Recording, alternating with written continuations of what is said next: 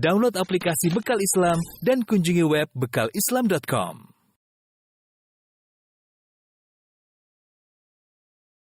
Assalamualaikum warahmatullahi wabarakatuh. Alhamdulillahi ala ihsani wa syukru lahu ala taufiqi wa amtinani. Asyhadu an la ilaha illallah wahdahu la syarika lahu ta'ziman li sya'ni wa asyhadu anna Muhammadan abduhu wa rasuluhu da'ali ridwani. Allahumma salli alaihi wa ala alihi wa ashabihi wa ikhwani. Para mirsa yang dirahmati oleh Subhanahu wa taala, tentunya di bulan Ramadan adalah Syahrul Quran, bulan Al-Quran. Bulan yang dimana kita berusaha untuk bermudarasah, yaitu belajar Al-Quran. Sebagaimana Jibril datang setiap bulan Ramadan, ya, kemudian mengajari Al-Quran kepada Nabi Muhammad SAW. Dan kita tahu Al-Quran bukan sekedar dibaca, bacaan itu hanyalah sekedar sarana, tapi yang paling penting adalah kita tadabbur. Afala yatadabbarun Al-Quran? Apakah mereka tidak mentadabburi Al-Quran? Sebagaimana perkataan Ibnu Qayyim, qira'atu ayatin wahidatin bitafakkurin wa tadabburin khairun min khatmah bi ghairi tadabburin wala tafahumin. Baca satu ayat aja tapi dengan paham lebih baik daripada khatam Quran namun tidak memahami apa yang dia baca, ya. Karenanya Ibnu Mas'ud mengatakan la tanzuru nasrar ramal. Jangan kalian baca Al-Quran dengan cepat seperti menaburkan pasir, ya. Kifu inda ajaibihi, tapi berhentilah tatkala ada keajaiban Al-Quran. Harriku qulubakum, gerakkanlah hati kalian berusaha dalam memahami Al-Quran sehingga kita bisa memahami kandungannya. Karena tujuan Al-Quran untuk dipahami, ya. Inna ja'alnahu Qur'anan Arabiyyan la'allakum ta'qilun. Inna anzalnahu Qur'an Arabiyyan la'allakum ta'qilun. Kami jadikan Al-Quran bahasa Arab agar kalian bisa memahami. Taib, kita akan lanjutkan bahasan kita dari tafsir surat Toha, masih dalam kisah Nabi Musa alaihissalam, dan insyaallah pada kesempatan kali ini kita akan bahas 1, 2, 3, 4, 5, 6 ayat, dari ayat 77 sampai ayat 82 insyaallah ta'ala. Semoga waktu cukup. Saya akan berusaha menjelaskan secara singkat tentang maksud ayat ini. Perhatikan di sini, ayat sebelumnya kisah tentang duel antara Nabi Musa alaihissalam dengan para penyihir, yang akhirnya para penyihir tersebut masuk Islam, kemudian mereka akhirnya disiksa oleh Fir'aun, dipotong dengan tangan kanan kaki kiri atau tangan kiri kaki kanan, kemudian wala usallibannakum, kemudian mereka disalib oleh Fir'aun, akhirnya mereka meninggal mati syahid. Setelah itu Allah lanjutkan firman-Nya, kata Allah, wala qad auhayna, sungguh kami telah mewahyukan kepada Musa. Walaqad auhayna ila Musa. Di sini Allah mengubah uslub, metodenya. Allah tidak seakan-akan kalimat baru, makanya Allah menggunakan walaqad, sungguh kami telah mewahyukan kepada Nabi Musa. Kenapa? Karena antara kisah meninggalnya para penyihir Fir'aun dengan kisah ini, Nabi Musa disuruh untuk membawa hamba Bani Israel keluar dari Mesir, ada perjalanan panjang yang Allah tidak sebutkan dalam surat Toha, tapi Allah sebutkan dalam surat-surat yang lain. Yaitu setelah Nabi Musa alaihissalam menang dalam duel dengan para penyihir, Nabi Musa masih tinggal di Mesir bertahun-tahun, terus mendakwahi Fir'aun. Di situ Allah berikan mukjizat banyak, sampai 9 mukjizat. Walaqad ataina Musa 9 ayatin, ya, bayyinat. Sungguh kami telah berikan kepada Musa 9 mukjizat, silih berganti, seperti fa'arsalna alaihimut tufana wal jarada wal kummala wad dhafadi'a wad dama ayatin mufassalatin fastakbaru. Kami kirimkan tufan, banjir, kami kirimkan jarad, belalang yang menghancurkan makanan tumbuhan mereka. Kemudian kummal, kami kirimkan kutu yang begitu banyak, di mana-mana ada kutu. Kemudian wad dhafadi', kami kirimkan katak, di mana-mana ada katak. Wad dama, dan kami kirimkan darah. Apa maksudnya ini? Maksudnya ini akan dibahas dalam surat Al-A'raf, tapi saya jelaskan secara singkat, yaitu karena Fir'aun membangkang, maka Allah kirimkan banjir. Banjir tersebut melanda Mesir, tapi tidak melanda perkampungan Bani Israel. Jadi Bani Israel tinggal di suatu perkampungan di areal Mesir, tapi mereka punya perkampungan sendiri. Tatkala Allah kirimkan banjir, banjir tersebut hanya masuk ke areal suku Akbat, pengikutnya Fir'aun. Adapun suku Bani Israel selamat dari tufan tersebut. Akhirnya mereka berdoa, ya, mereka mengatakan, wahai Musa, berdoalah kepada Tuhanmu agar menghilangkan tufan ini. Akhirnya Nabi Musa berdoa, kata mereka, kami akan sadar. Ternyata mereka tidak sadar. Kemudian Allah kirimkan lagi wal jarad.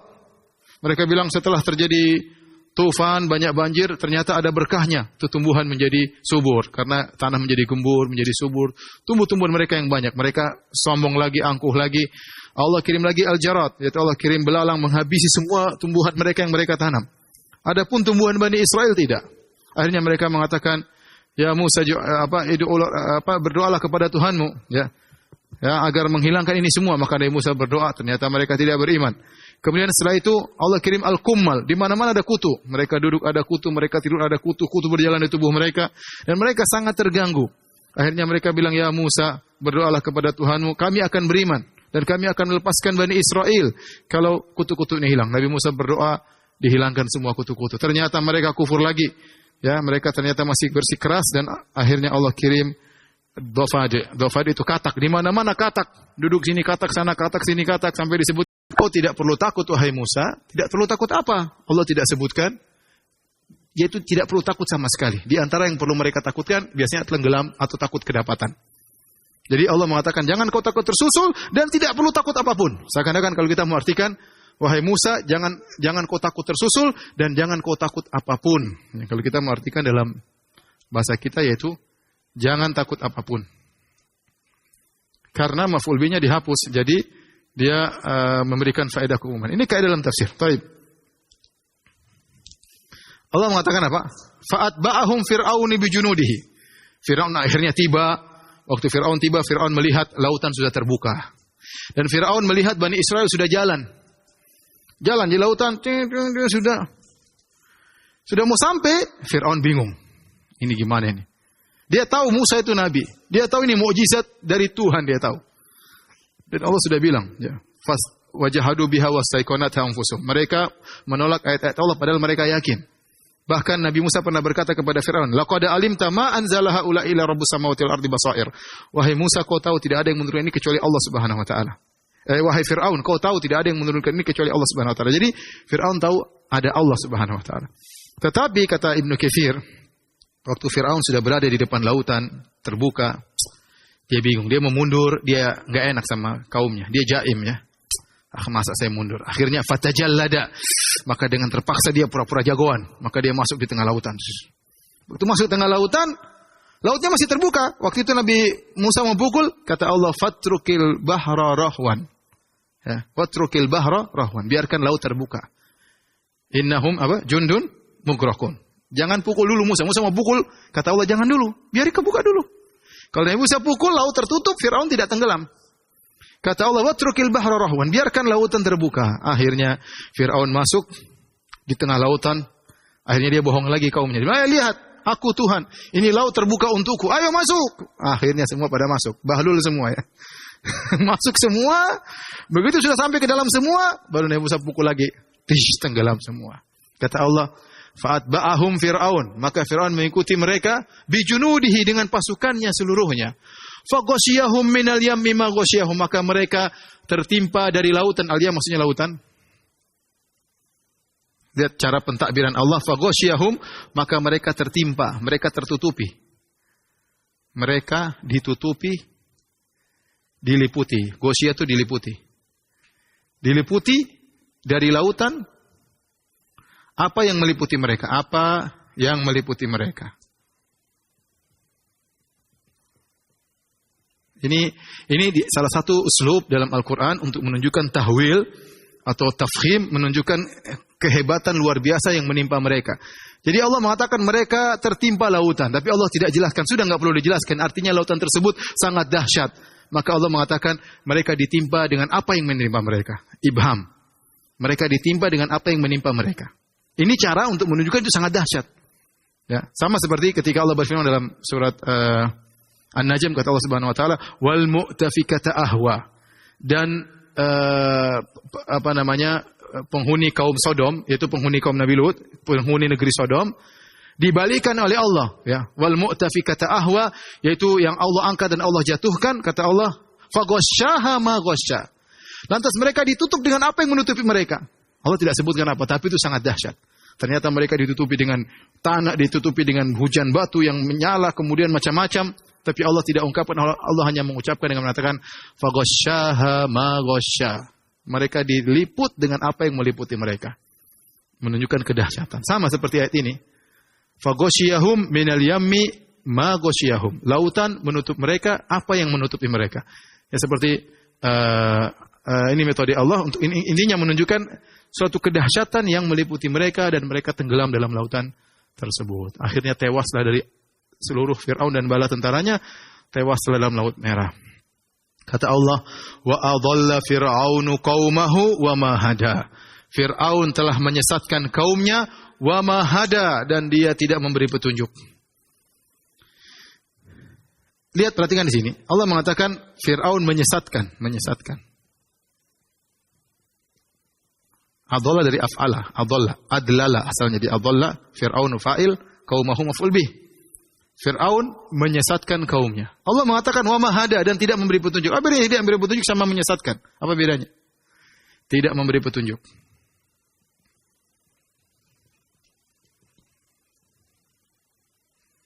Tidak memberi petunjuk. Apa bedanya tidak memberi petunjuk sama menyesatkan? Para ulama mengatakan tidak memberi petunjuk lebih umum daripada menyesatkan. Ya. Tidak memberi petunjuk bisa menyesatkan, bisa juga tanpa menyesatkan. Sehingga ini adalah ataf al-am alal khas, istilah para ahli tafsir. Namun timbul pertanyaan, kenapa Allah datangkan wa ma hada? Fir'aun tidak memberi petunjuk kepada kaumnya. Untuk membantah pengakuan Fir'aun, karena selama ini Fir'aun dia menunjukkan kepada kaumnya seakan-akan dia beri hidayah. Dan Allah sebut dalam surat Ghafir, dia mengatakan, ya, zaruni aqtul Musa wal yad'u rabbah inni akhafu ayyubaddila dinakum aw ayyudhhira fil ardil fasad. Wahai kaumku, biarkan aku bunuh si Musa. Kenapa aku khawatir Musa ini merubah agama kita dan dia melakukan kerusakan di atas muka bumi. Saya ingin beri hidayah kepada kalian. Sampai dalam terakhir kata Fir'aun, wa ma ahdikum illa sabilar rasyad. Ini ceramahnya Fir'aun kepada pengikutnya. Dia mengatakan, wa ma ahdikum ma urikum illa ma ara wa ma ahdikum illa sabilar rasyad. Kata-kata yang indah diucapkan oleh Fir'aun. Kata Fir'aun, ma urikum illa ma ara. Apa yang aku sampaikan ini adalah pendapat menurutku, yani ijtihadku. Wa ma ahdikum illa sabilar rasyad. Dan aku tidak beri petunjuk kepada kalian kecuali jalan yang lurus. Bayangkan Firaun mengatakan. Sehingga Firaun mengaku kepada anak buahnya, dia pemberi jalan yang lurus. Maka Allah bantah, kata Allah, wa ma hada, dia tidak memberi petunjuk. Tapi dia al-dhalla, menyesatkan. Kaumnya bahlul akhirnya dibawa sedikit-sedikit disesakan sampai tenggelam dalam Laut Merah. Semuanya kerjaan Firaun karena dia pandai ngomong yang sangat hebat sampai mengaku dia memberi hidayah. Kata Allah, wa ma hada. Selesailah kisah Fir'aun tenggelam di Laut Merah. Allah lanjutkan berikutnya. Ya Bani Israel. Allah sebutkan nikmat yang Allah berikan kepada Bani Israel. Wahai Bani Israel. Ada yang mengatakan ini maksudnya kepada orang Yahudi yang hidup di zaman Nabi, atau maksudnya Bani Israel tentang perkataan Allah kepada mereka di zaman Nabi Musa. Ada dua pendapat. Tapi intinya tapi ini semua kisah tentang Bani Israel di zaman Nabi Musa. Kalau ini maksudnya khitabnya ditujukan kepada Bani Israel di zaman Nabi Muhammad SAW, maksudnya ingatlah nikmat yang pernah aku berikan kepada nenek moyang kalian yang hidup di zaman Nabi Musa. Wahai Bani Israel, ya Bani Israel, ya harfun nida, Bani mudhaf ilaih, jadi mansub, ya Bani Israel. Israel la yansarif, makanya fathah. Qad anjaynakum min aduwikum, sungguh kami telah menyelamatkan kalian dari musuh kalian. Itu dari Fir'aun. Ingat nikmat. Kalian diselamatkan. Setelah ratusan tahun kalian diperbudak oleh Fir'aun. Kalian dibunuh. Anak-anak kalian dibasmi oleh Fir'aun. Kata Allah, qad anjaynakum.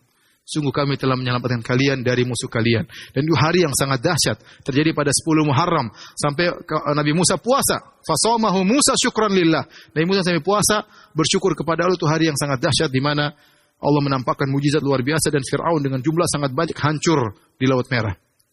Kemudian kata Allah, wa wa'adnakum janibat turil aiman. Dan kami telah memberikan mua'adah janji kepada kalian di sisi At-Tur, Jabal Tur, sebelah kanan Jabal Tur. Apa maksudnya? At-Tur secara bahasa Arab, Tur maksudnya apa? Pohon, gunung yang ada pohon-pohonnya. Secara bahasa Arab.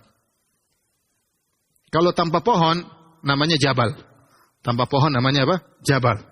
Tapi kalau jabal yang ada pohonnya, seperti kalau di Madinah, di Mekah, itu gunung-gunung nggak ada pohonnya. batu keras begitu, gunung Uhud, gunung Saur, gunung macam enggak ada pohonnya. Beda kalau kita tur semua rata-rata apa?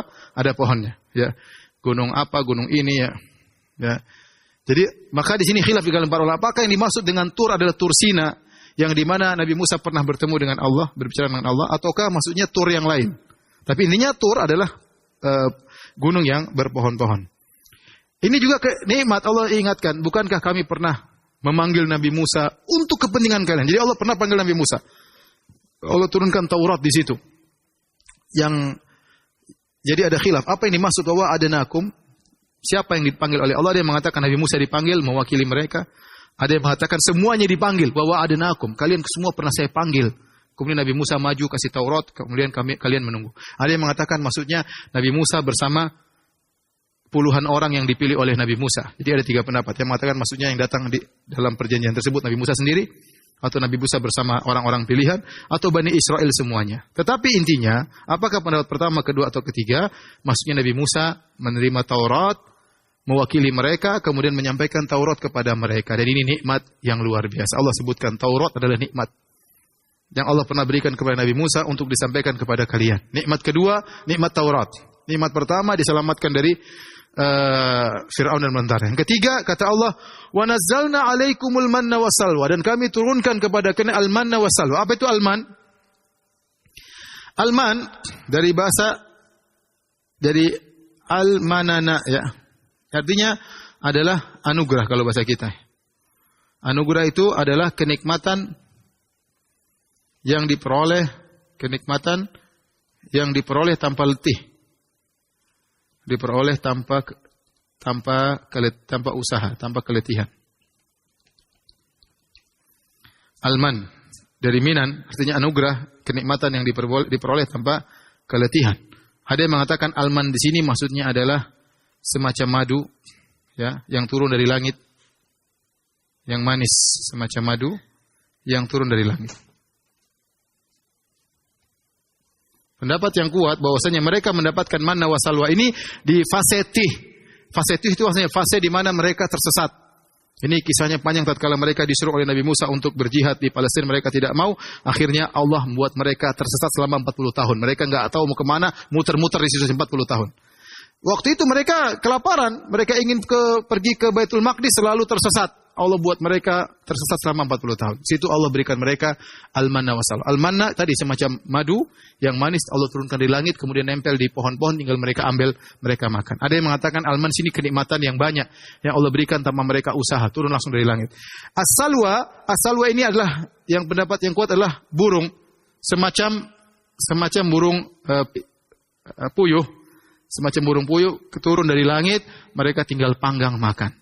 Subhanallah, mereka dapat makanan langsung dari langit. Ini mukjizat luar biasa yang Allah berikan kepada Bani Israel. Termasuk kaum yang paling banyak melihat mukjizat adalah Bani Israel. Mereka lihat mukjizat Nabi Musa begitu banyak, mereka dilihat mukjizat luar biasa, tapi mereka paling bandel. Kaum yang paling sering lihat mukjizat, tapi paling bandel adalah Bani Israel. Sampai sekarang mereka paling bandel.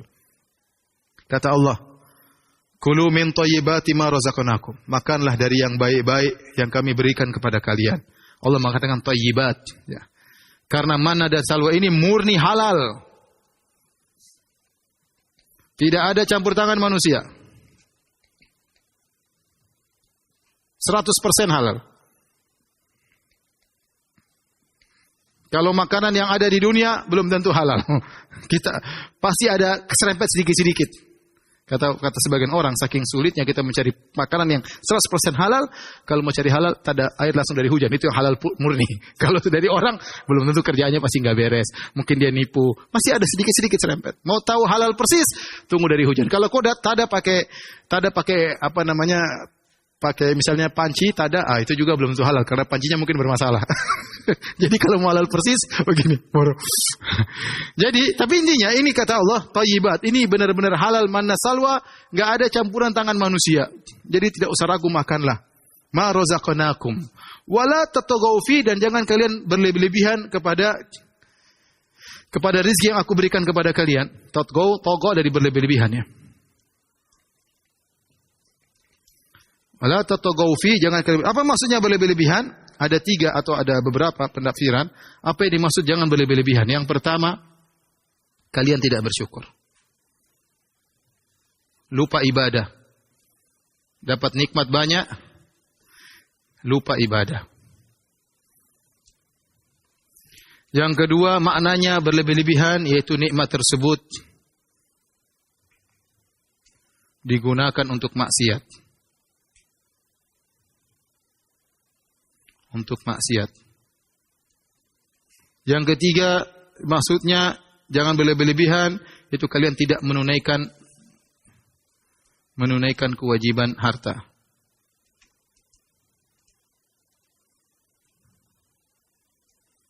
Yaitu sedekah atau yang lainnya kalian tidak berikan. Ini bentuk berlebih-lebihan. Pertama, kalau orang dikasih nikmat tidak bersyukur, tidak beribadah, berarti dia togofihi, dia berlebih-lebihan. Dia dapat nikmat banyak, enggak pernah beribadah, enggak pernah bersyukur. Kita ini aja kalau kerja, enggak usah. Kita ini taruhlah ya, kita kerja sama orang kasih kita gaji 5 bulan 10 juta aja per bulan. Kita taat sama dia. 10 juta per bulan. Apalagi kalau dikasih 20 juta per bulan taat. Sebagian orang cuma dikasih 3 juta per bulan, taatnya luar biasa. Nah, Anda dikasih nikmat oleh Allah begitu banyak, malas ini mau dilepas-lepas, ini mata harganya berapa, kemudian organ tubuh kita harganya berapa, kenikmatan udara ini berapa harganya. Mata luar biasa kalau ngelihat langsung fokus ya, tidak usah pakai fokus-fokus kamera, langsung lihat, langsung fokus, luar biasa. Ya, bisa menyesuaikan tatkala di suasana agak gelap, agak ini, luar biasa ini Allah berikan kepada kita, tapi kita akan gunakan untuk maksiat, melihat yang haram, mendengar yang haram. Ini diantara bentuk berlebih-lebihan kepada nikmat. Yang kedua, ini tadi, yang pertama tidak mau beribadah dengan ibadat nikmat tersebut, yang kedua digunakan untuk maksiat, ketiga tidak menunaikan hak daripada atau kewajiban harta tersebut. Kata Allah, fayahillu alaikum ghadabi. Kalau kalian berlebihan melampaui batas pada harta nikmat yang aku berikan kepada kalian, fayahillu alaikum ghadabi, maka kemarahanku akan menempati kalian. Ini fa'il ya. Fayahillu alaikum ghadabi. Ya, maka kemarahanku akan menimpa kalian. Kata Allah, "Wa may yahlil 'alaihi ghadabi faqad hawa." Barang siapa yang telah ditimpa dengan kemarahanku, ini majzum, wa man yahlil, majzum, wa man yahlil 'alaihi ghadabi, barang siapa yang ditimpa dengan kemarahanku faqad hawa, maka dia telah terjatuh, kata Allah Subhanahu wa taala. Apa maksudnya telah terjatuh? Itu terjatuh dalam kesesatan, terjatuh dalam kesengsaraan. Ada yang mengatakan di neraka kelak disiksa dengan suruh naik ke gunung kemudian dilempar ke bawah. Faqad hawa maksudnya disiksa di neraka dengan cara dilemparkan dari tempat yang atas. Kalau saya sudah pernah jelaskan, di neraka ada lembah, di neraka ada gunung. Kata Allah, sa'urhiquhu sa'uda. Aku akan menyiksanya untuk manjat gunung yang sangat panas. Ada yang disiksa dengan suruh manjat gunung di neraka, ada yang disiksa untuk dilemparkan dari tempat yang tinggi. Di neraka ada tempat tinggi, ada tempat rendah. Faqad hawa. Setelah Allah jelaskan bahaya dari tidak bersyukur kepada Allah, Allah akhiri dengan firman-Nya, wa inni laghaffarul liman taba. Tetapi ingat, aku ini sangat pemberi maaf. Inni laghaffarun, ya khabar inna. Inilah ghaffarun. Kepada siapa? Aku sangat memberi maaf kepada siapa? Liman taba. Artinya kalau kalian melanggar, ternyata kalian tidak kurang beribadah, ternyata kalian menggunakan nikmat yang aku berikan untuk maksiat, ternyata kalian tidak menunaikan kewajiban harta. Namun kalau kalian bertobat, aku mohon ampun. Wa amana, bertobat, beriman, wa amila sholihan, syaratnya banyak. Aku memaafkan kepada siapa yang bertobat, yang beriman, yang beramal soleh. Perhatikan terakhir sini, summah tada, kemudian dia mendapat hidayah. Allah kasih perkataan summah tada.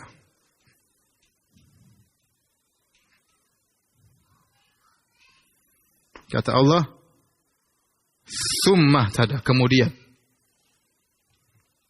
Kebanyakan para ulama menafsirkan ihtada dengan istiqamah. Istiqamah. Kenapa Allah tidak mengatakan wahtada? Kenapa Allah tidak menggunakan waw? Dibahas oleh para ulama. Allah tidak sembarang. Kenapa Allah tidak mengatakan, sungguh aku ini memberi maaf kepada orang yang bertobat, dan, ini pakai dan beriman, dan beramal soleh, dan istiqomah. Kenapa Allah tidak menggunakan dan? Kenapa Allah pakai summa? Kata para ulama, summa asalnya adalah menunjukkan adanya tarakhi, adanya perbedaan jarak waktu. Sudah kita jelaskan bahwasanya dalam bahasa Arab ada kata ganti atau kata gandeng ya, kata gandeng ada wa, ada fa, ada summa. Ada 3. Apa bedanya? Kalau wa sekedar mengumpulkan, kalau fa ada tertib tetapi tidak ada jarak. Telah datang Muhammad fa Khalid, yaitu Muhammad datang langsung Khalid datang. Tapi kalau saya bilang telah datang Muhammad summa Khalid, berarti antara Muhammad dan Khalid ada jarak. Ada jarak. Ya. Tapi ini bukan jarak waktu, bukan berarti ini bukan jarak waktu. Ini asalnya digunakan untuk jarak waktu, tapi bukan berarti kalau kita artikan jarak waktu apa artinya? Aku memberi ampun kepada orang yang bertobat dan beriman dan beramal soleh, kemudian istiqomahnya belakangan. Bukan demikian. Namun ternyata summa ini digunakan untuk jarak derajat. Ini maksudnya adalah jarak derajat. Apa maksudnya para pemirsa? Maksudnya istiqomah ini derajatnya tinggi. Lebih tinggi daripada sekedar bertobat, beriman dan beramal soleh. Istiqomah ini berat. Dia memiliki derajat yang tinggi. Karena orang bertahan sampai meninggal dunia, sampai husnul khatimah, dia butuh istiqomah dan dia derajatnya tinggi. Maka bukan orang yang hebat, orang yang hanya beriman, beramal soleh, tapi dia bisa istiqomah. Itulah wali-wali Allah Subhanahu wa taala, terutama di zaman sekarang. Demikian para mirsa yang dirahmati Allah Subhanahu wa taala, kajian kita. Insyaallah kita lanjutkan lagi pada kesempatan berikutnya dari tafsir surat Thaha. InsyaAllah pada pertemuan berikutnya kita akan sebut kisah Samiri. Kisah Samiri bersama Nabi Musa. Wabillahi taufiq wal hidayah. Assalamualaikum warahmatullahi wabarakatuh.